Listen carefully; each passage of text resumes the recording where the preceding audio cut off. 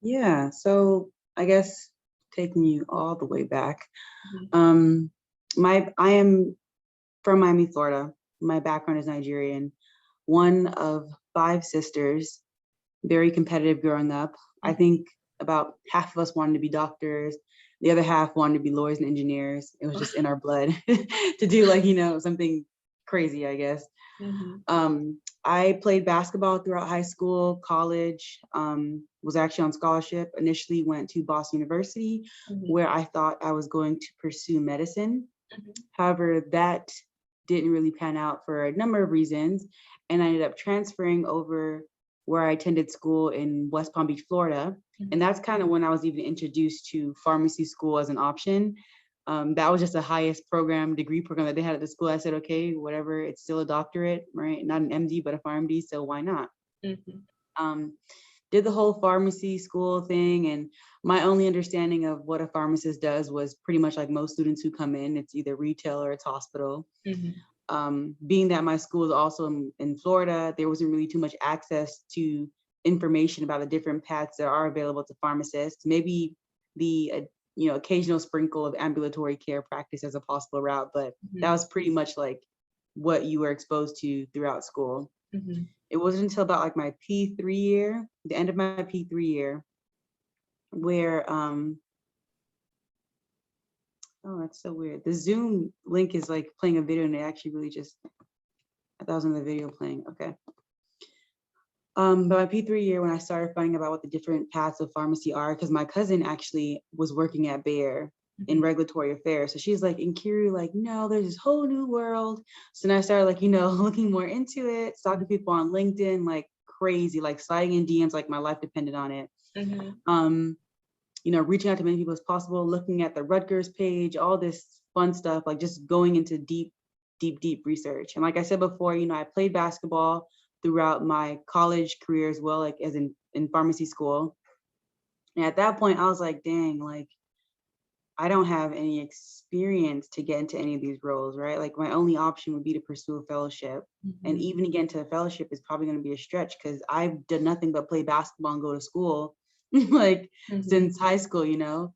Um, so from there, like that's when the real work started. I started joining organizations like IPHO, ASHP, APHA, Mhm. NCPA, started like, getting leadership experience in these different organizations, became president of like 3 of them. I started harassing professors for research opportunities, Mhm. um, like crazy, like whatever project that you had, like, let me be on it, let me lead it, whatever I could possibly get my hands on. And then the last step I had to do was actually look into different rotations. That was the hardest part because my school did not partner with anyone. Mhm. So like I know I wanted to do a BMS after rotation, couldn't happen because we have the contracts. I wanted to do a Bayer one, couldn't happen because there was no contracts. So I ended up only being able to do the do an FDA rotation, and that was after mid-year, so like block 7. Mhm. So that was like kind of a bummer. I didn't really have any experience that way. So what I decided to do also was to get my MBA. Mhm. After like, do my research about the different programs that are available, I was like, okay, I'm not interested really in doing regulatory like at all. I thought I was initially because it sounded cool. I think everyone thinks like regulatory is like the coolest thing in the industry. But when I started doing my research, I was like, yeah, this is like super boring and not what I'm into. I had no interest in being in clinical trial development. I mean, if I'm not the actual researcher that's like splitting molecules to make the drugs, I don't Mhm. want to do it. So I knew that's not the route I wanted to take. Then I was like, commercial. Okay, this is interesting. Medical, all right, this is interesting too. Medical, my only like real fascination at first was MSL and like the freedom of, working that capacity, Uh-huh. um, having that, nice work-life balance and that nice, salary. But then marketing, I was like, this is different. Like, yeah, I can be a pharmacist, but I can be a business pharmacist. So I was like, yeah, like let me look more so into this, like my personality would fit it. Um, so like, I started like seeing how I can tailor my overall school experiences to fit the bill. So the the MBA degree really helped with that as well. Mhm. So fast forward, it's time to go to mid-year and I'm like freaking out, talking to advisors at my school, like, okay, this is what I got, right? It's either now or never. Mid-year is coming up soon. Like, what advice do you have for me? And literally all I was hearing was, just go to pursue a residency, you know, like you have the GPA, like you'll do well here. Don't do a fellowship. It's highly unlikely like you'll get in there. You have no experience. I mean, I know you tried, but you have no experience. And, you know, we're not really well connected anyways. You're from Florida. Literally the advice that I was given from advisors from my school. And I'm just like, this is crazy. Well, for me, I don't give up. I mean, if you're telling me no, it means very little to me. Once my mind is set to do something, I'm going to do it. But I'm not going to lie, like their advice did affect me some because I only applied for like 3 or 4 companies during mid-year, actually. No, 4. I did 2 with Bayer, 1 with Bayer, 1 AstraZeneca, 1 J&J, and 1 BMS. 4 companies in 5 positions. And I was like super nervous. Like I had no idea that people just go in there and apply to a billion companies. I thought like, you know, it's like, you know, you select what you want, you go from there. I had very little guidance going in there. But I still went through the process, made sure my CV made sense, tried to get as many good experiences on my API rotations, even like the basic, you know, community and hospital rotations. I told them like, I have no interest in working in this capacity in retail or hospital. So if you want me to do a clinical product or retail product, I'll do it for you. But here's what I want to get out of this experience for me and what I want to do in the future. So my precepts were pretty like, you know, receptive to me being open to the experiences I wanted to see, and they made it happen. So I was able to speak about those different products that I did throughout my interviews, and I ended up being pretty successful. I did get 3 offers from the 4 companies that I applied to. So pretty decent numbers compared, given that I applied to nothing in hindsight. And I was pretty successful throughout the process for obtaining the fellowship. Wow. Like that's very good for you. You know, you started with no experience, and the fact that you were able to get, you know, positions that you actually enjoyed is very good. So you talked a little bit about your educational background in college and in pharmacy school. Can you go a little bit more in depth in how your pharmacy education was, and you know what really stood out from your pharmacy education that benefited you in, you know, your fellowship? Yeah, so I'm working with Bayer on a marketing team for a drug that's in the cardiovascular and renal space. I guess my pharmacy curriculum back in school was, I think it's pretty similar to most pharmacy schools, right? You have like your first years for med chem, pharmacology, and I think, was it therapeutics, and PK and stuff like that, like the general stuff. Then from there, your next year, you start going into the actual like disease state areas. So you have your cardio, you have your endo, stuff like that. I would say the things that I lean most on in this role would be surprisingly the clinical things I learned in cardio, the clinical things I learned in neuro. Like I rely heavily on that stuff every single day. Drug information is another big one. Understanding how to look up information, where to go to find accurate information. You'd be surprised, in my capacity, anything that you want to release to the audience, right? Any promotional material that you want to release to patients, to healthcare providers, needs to be reviewed both internally by an internal review team within Bayer called Promotion Review Team, and also externally by the FDA if it is a branded piece. So if it has a drug name associated with it. So for me, sorry, 1 second. Okay, I'm on a call. It's my sister and her dog. But I forgot where I was. Yeah, so ensuring that pieces have the correct support, correct references. We can't just make claims and give it to patients, right? It has to be reviewed to make sure that it's medically accurate, clinically accurate, or just true in any essence, right? So we have to have support for that material. In order to find support, you need to have some kind of drug information skills. It's not as easy as just like saying, let me Google something and then like put Wikipedia as my reference. Like they actually want like, you know, peer reviewed support for information that's found. So I rely heavily on that on a day-to-day. Just the overall ability to multitask and handle different projects, like, you know, in a fast pace, I think is something that we all gain from pharmacy school.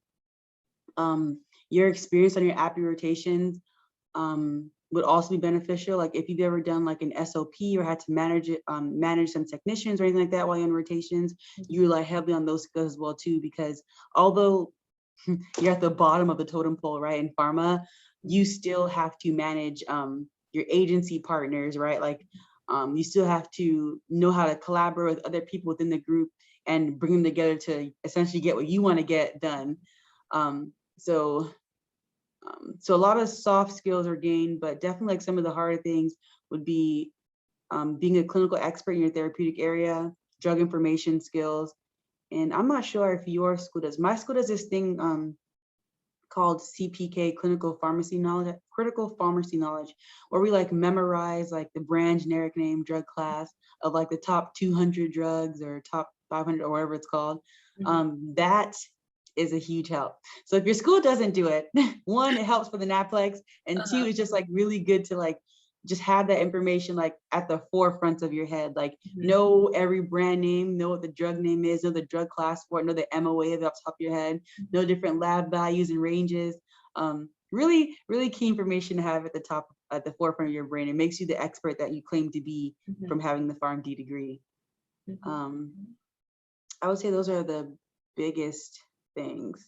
And just being, you know, super analytical, right? As pharmacists, like we're taught to double check, triple check in like a fraction of a minute information on prescriptions and drug orders.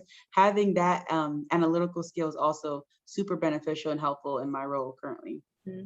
Wow, that's so interesting. And my school actually also teaches us the top 200 drugs. So, I mean, that's good to know that that's beneficial. So you briefly talked about how you were involved in all of these pharmacy organizations. Can you actually share your leadership activities? So IPHO, I helped to found the student chapter in my school. So prior to me saying, hey, we should have this at our school, it didn't exist.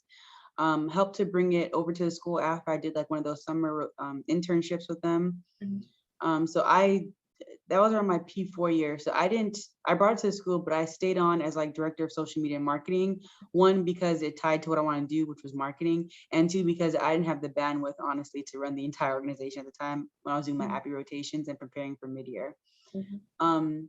I was a part of ASHP and APHA, mostly so that I can gain in on the research with my faculty members. So my role for that was like really just like doing a ton of research. I think I was able to pump out in just my P3 to P4 year, right? So right before mid-year, I was able to pump out at least 7 different research projects, and I presented all of them at mid-year.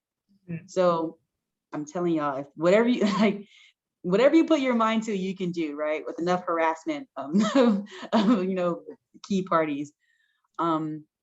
And then my role with NCPA, National Community Pharmacists Association, I was actually the president of that organization my P3 year, kind of handed over my P4 year. My role, I wanted to show that not only was I capable of leadership and delegating tasks and budgeting, you know, the regular things you do in leadership positions, but also I was able to make a difference in some way. So when I came on initially, I think that organization was even under consideration to be like, you know, disbanded, right? They were gonna do it, the organization altogether. I was like, no, we can fix it. So we had no budget, no money, no idea of how we were gonna move forward. It took a lot to kind of first off understand how the organization is ran, what their like the national level like key metrics were that we needed to uphold in order to remain a functioning student chapter, but then also building a budget to do things that we wanted to do. So that was our main goal for that organization, right? To increase the budget and gain awareness. That's what, you know, identified as being like, you know, what would help us to be successful moving forward.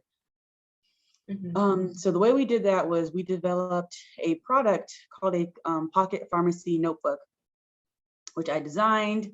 The first 3 tabs had like all the information from CPK that I just talked about, key lab values, dosing ranges for like aminoglycosides, PK monitoring parameters for vancomycin, all that, you know, kind of things that you should have your forefront of your mind, and things that, you know, your preceptor may ask on a clinical rotation, where they're like in a laminated like sheet for the first 2 pages, and the rest where it was like a notebook for you to take notes on, and had like a cute, I'm gonna call it cute because I thought it was pretty, a cute little front cover. Some were gender neutral, some were clearly for women, but we ended up selling so many of them. Like it cost about $3 for me to print and make it all at Office Depot. We sold them for like $15 a pop, and like I did on a pre-order basis because we didn't have the money to just go and invest and hope for the best. So like we had the designs laid out and a couple of sample copies for students to come and order. I think the very first batch we sold like 50 copies of it. Like, and I was like, oh, okay. So then like, we started expanding to have different cover options. And then I think in total for that very first year, we sold over like 200 copies of the Pharmacy Pocket Notebook. Everyone was buying it, even students that weren't P3s going on rotations. It fit right in your right coat pockets. There was no reason why you should forget it. And that really was something that was good for me to speak on throughout, the mid-year process as being an innovative leader, someone that's creative. I had it available to me, like I was taking notes on it so they can see like a show and tell as I had it. And I think that was probably like one of the biggest like organizational projects that I did, like that I got to initiate and like kind of lead and run on my own without so much help from the faculty and the rest of the student board. So. Wow. I mean, like that really shows that you are a great leader. Wow. I mean, good for you. Good for you. Yeah. So can you actually talk a little bit about your interview process? Because I know that you briefly mentioned, you applied to about 5 places. So can you go a little bit in depth of what that process was like for you and how you professionally developed? Yeah. So mid-year was unlike anything that I have ever experienced in my entire life. I don't think anyone can ever verbally prepare you for what is actually to come at mid-year. I know last year was virtual, so it's a bit different. Maybe I would say it's a bit easier last year than it was actually being in person. So I guess like starting at the most like the basic side of things, dressing. Right. So making sure you look good, you're there on time, you're wearing your heels, you're trekking from interview to interview. I think my year is in Vegas. So I don't know if anyone has ever been to Vegas. The MGM Grand is every hotel is really, really, really big in Las Vegas. Like walking across the casino is at least like 2 miles in and of itself. So trekking from one corner of the hotel to the next, like just to get to your interview on time was one beast in and of itself. The second part, I guess, actually being in the interviews and preparing for this. So my first interview was with BMS, and I'm gonna be completely honest, I bombed it. Like nerves were like past my eyebrows. Like I was like nervous. I was talking so fast. I literally like forgot everything that I prepared. I was just like, whoosh. I left the interview and I was like, dang, like I really just I really just messed this up. Like, is this gonna be like, what I do like the entire time? Did I waste my time coming here? I went to the bathroom, I cried a little bit, called my mom, yelled on the phone with her for a little bit. Like I wasted all my time and money coming here. Like there's no point, had a whole meltdown. And thank God that was the only interview that I had that day. So I had my time to break down and recover and process everything that's going on. So the next day, I was like, okay, like just calm down. Like I prepared for this. I'm not gonna let my silly advisors from West Palm Beach, I'm not gonna prove them right. I came here for a reason. Like, let's just go ahead and do this. And so I guess taking a step back, right? The main kind of interview style you're gonna see an interview is behavioral interviews. I think this is going to be the case for any interview that you do from here on out. It's going to be the STAR interview question where you have to do situation, task, action, and result. That's how you're going to formulate your response. And the question is usually in like a tell me about a time when you did this, you did this. So preparing for those questions, I did a ton of research on the company background, right? Like looked at what their credo was, their mission, their vision. Used resources such as like Fierce Pharma, Pharma News to see if these companies were in the media anytime recently, like what kind of new drugs or launches they've had going on. Looked at the job description on the RPIF brochures and matched to my CV, what what experience I actually had that I can talk about. So for example, if they said 10 at a time, so I could anticipate the kind of questions they would ask based off their company culture, their credo, their mission statement, stuff like that. So for example, Bayer's,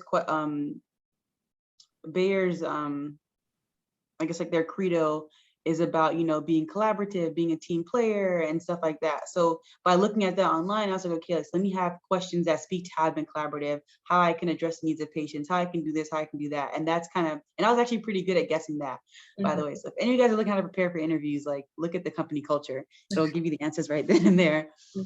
And then having 4 or 5 stories that I can tweak as needed to fit, other other questions if it's not as accurate as what I anticipated. So having 4 stories that generally can fall within any of the core value areas from each of the companies I wanted to apply for. So actually going into the interview, trying to remain as poised as possible, trying to have them see sweat, trying for me, which is very difficult actually, to not talk as fast as I would normally like to. And just focus on my breathing. If I breathe more, then that would talk, slower. A lot of weird things I had to tell myself at the time, but worked out for the best. Had my CV on hand on fancy printer paper, and my my business cards are all ready as well. And then just, took my time, looked them in their eyes. I didn't take the approach of the whole serious interview where I'm like, yes, sir. That's not my personality. I'm someone that likes to make jokes. I'm very sarcastic. And I would prefer for my interviewer to see my true side at that interview, so there's no surprises when I am hired. That's how I operate. I'm a firm believer of you see what you get, right? Right. So making sure that the personality that I wanted to be identified with, even past this point, was what was being conveyed in the interview. Of course, making sure that my answers to the questions were appropriate. First off, it was what they were asking, and I didn't go too far into the joke. I didn't allow an interviewer that was super comfortable to allow me to start cursing with them, or using slang with them. Within reason, you still are professional, right? So being aware of your surrounding. One thing that I will point out from that mid-year session is that so it's a small booth, right? With no walls. So if you look right here, you see your homegirl is being interviewed also right next to you. There's no privacy whatsoever. It's you're maybe initially you're, oh my God, they can hear my answers. I'm so nervous. That's how it was the first day. But truly, when you're in the interview process, everything else is just blocked out. It's just you and the interviewer. So having that understanding prior to going to is super important, so that you can actually focus on what you came there for, and not get distracted over things that no one else is seeing except for you. Right. I'm not sure if I even answered the question. I forgot. No, you did. You were very detailed. And yeah, I think you answered the question very well. So my next question is, what is your work life like? And if you have already started your fellowship, what are some of the tasks that you're responsible for? Yeah, sure. So I have started my fellowship. I've been in it for a year and 1 day now. Yesterday was my 1-year mark. So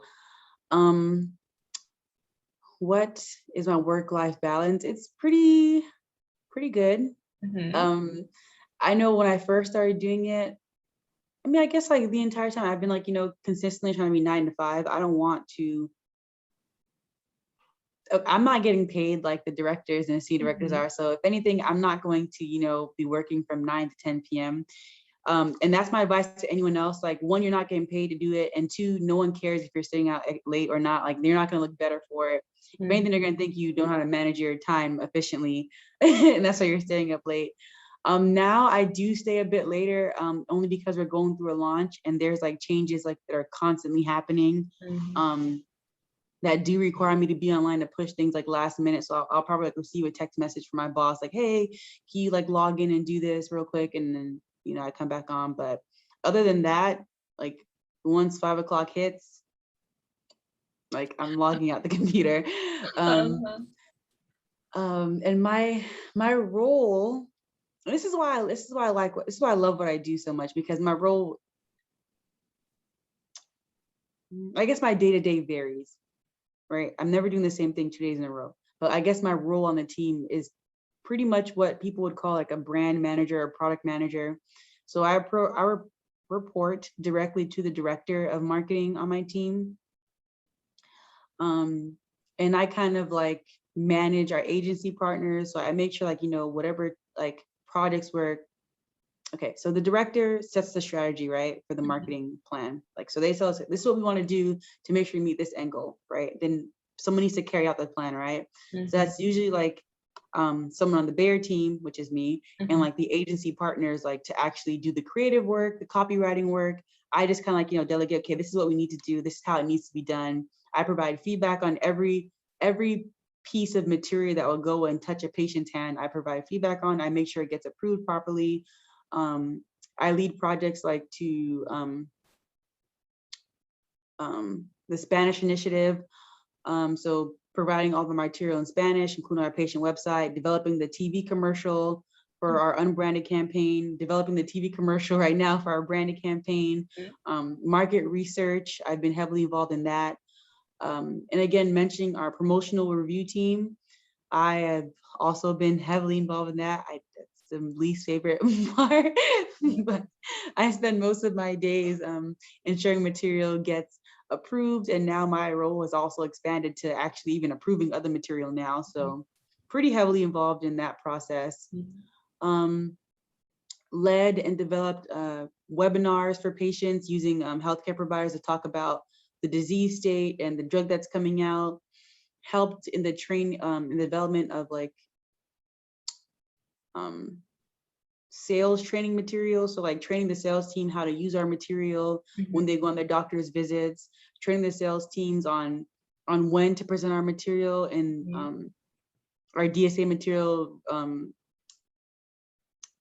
uh, respective to when they would present their branded material, because there's a lot of rules and regulations surrounding that. Mhm. I've been involved with procurement, so establishing the contracts and scope of work for. So a lot of different things that I do within the team, and again, like it's never going to be the same thing. And my boss, I love her like so much because she actually provides me so much opportunity to try new things that I think most preceptors are hesitant to allow their students to try. Mhm. Mhm. She's also like, pretty open to whatever I ask her. I know after last year Christmas, I came back with a list of of like, different responsibilities I saw job applications asking for. I said, Lisa, I want to do this. And she's like, all right, let's do it. Mhm. Like, so she's very supportive in like me as a person, of course, and also my career growth. So pretty excited and happy about that. I think I answered the question to what my day-to-days are. Yes, that definitely answered the question. And on that topic, what are actually your future plans? Like, where do you see yourself like 5 or 10 years down the road? It's a nice question. I actually, there's like several routes that I want to take. Um, I know initially when I came on board, I was like, yeah, pharma all day, heavy pharma, let me be in pharma and climb the ladder. But now that I've been learning about, different paths and different avenues to take, I've started exploring different things. Um, One route that I'm interested in taking and following through on is consulting. Mhm. Getting into consulting with firms that also work with pharmaceutical companies to develop the marketing strategy and different things like that. Also, I'd like to go back to school Mhm. to obtain another master's degree, but this would be from probably an Ivy League institution so that I can get that networking under my belt, as well as like that stamp of, hey, like she's a Harvard grad or, something like that. Cause it only makes it better when they see your CV and your resume Right. and applications. Um, and then from there, honestly, like just taking on as much leadership opportunities as I can, growing as best as I can, networking as much as I can. Mhm. Um, I think after I do a couple or a few years in consulting, I think I'll have enough experience under my belt to make the transition back into pharma to Mhm. be at a role that I would be most comfortable in, right? So like a senior exec or, even higher than that. Mhm. Wow, that sounds really interesting. Like the other speakers that I was talking to, they were interested in like MSL and director positions, and you're just going way beyond that, which is really nice. Like it's good to have like really high ambitions. So good for Mhm. you. So on that topic, do you have any specific woman-to-woman advice? Because, since a lot of women are now entering the pharmaceutical industry, do you have any advice for them, if they're feeling unsure? Yeah. Yeah, I guess first advice would be a woman, like Mhm. remain a woman, right? Understand like there's advantages to being a woman. Don't try to come in um, a highly masculine field and try to be more masculine than the men themselves. I would recommend against doing that. Uh-huh. Stay a woman, be feminine, or if that's how you are, like, just be you. Mhm. There's power in that in and of itself. If you're having, I think I've had this many times, and I don't think it's more so, I guess, like insecurities in whether I can perform as well as my counterparts. And this is probably not, I don't know if I felt it because I was a woman or if I felt it because, I'm new to this field, I'm a pharmacist. This is not a traditional path for pharmacists to take, but I have felt that. And I would just say, trust your gut, trust your judgment. Don't second guess yourself, because they say there's no such thing as stupid question, and there really isn't, right? Mhm. Okay, I lied. There is something called a stupid question, but you would know that if you made it this far. I'm sure you would know like what a stupid question is and what isn't one. But honestly, like, trust your judgment. I know, like, when I first came on, I wouldn't speak up as much as I thought. Like, I have a lot of thoughts like going in my head on discussions they're having. I'm just like, yeah, this doesn't make any sense. Like, but let me just keep it to myself. Mhm. And then like down the line, like it comes back full circle. But if you said something in that initial call, like, it could all been avoided. So now, like, time is being wasted, money's being wasted, and that doesn't make you efficient as a member on the team if you could have avoided something that potentially happened. Mhm. Um, so now I'm like overly vocal. Like, if you want me to shut up, you're gonna have to tell me to shut up, and it just is what it is. But Uh-huh. I'm gonna get out my 2 cents. Don't be afraid to disagree with what everyone Uh-huh. else is saying, because more times than not, you offer um you offer a point of view that most of your team is never going to be able to offer, given that you're a pharmacist, Mhm. right? Like, most of your team is going to be full of, like, MBAs and marketers and people that are very business oriented, very intelligent in their own way, but Mhm. not in the way that you are special. Mhm. So being able to, one, grasp the business, as fast as possible, also, like, not being afraid to vocalize when, like, you feel like something may not be the best approach that everyone else is, like, agreed upon, and even if they don't take your advice, is what it is, at least, you do what you did. And if it comes back 360, like, they'll remember that conversation, because they always do. So Mhm. don't be afraid to speak up. Um, any other advice? I guess that's like the main thing for me, right? Remain a woman, be yourself, and don't be afraid to speak up. Okay. Okay, that's And don't very be valid. passive aggressive. Be aggressive aggressive. Yes, definitely. So those are actually all of the questions, but do you have any questions for me before we move on? No, not really. You said either next week, Monday or Wednesday at 7 or 6 p.m. Eastern time, but 7 Central. Yes, Wait, so is not Central next. before? I forgot which one.